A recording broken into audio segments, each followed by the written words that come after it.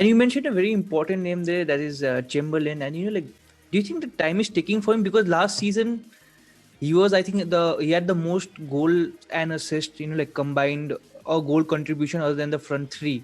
And this season you have another player like Diego Jota who has come in and probably has kind of filled in the role what Chamberlain was maybe expected when he arrived initially. Do you think that time is ticking for him at Liverpool?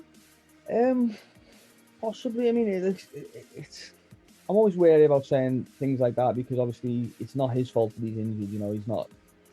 He can't really help the bad luck that he's had. Really, he's had a horrendous knee injury, and other than that,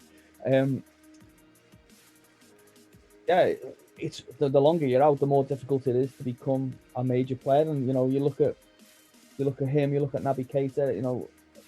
The impact they've had has been good when they've played, but they haven't played often enough, or they haven't played a run of games often enough. And Liverpool's team is evolving, and it always will. And it is difficult for a player when he's been out for any length of time. I mean, give you a good example. Probably Danny Ings would be a good example of that. You look at him, what a good player he was at the time, playing well, got injured, and by the time he came back, Liverpool were a different team. Nathaniel Klein, another example of that.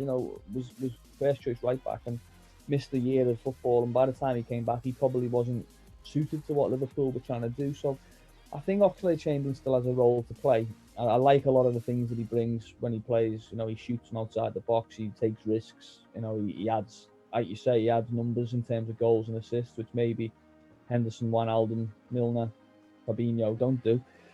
But I think it's worrying.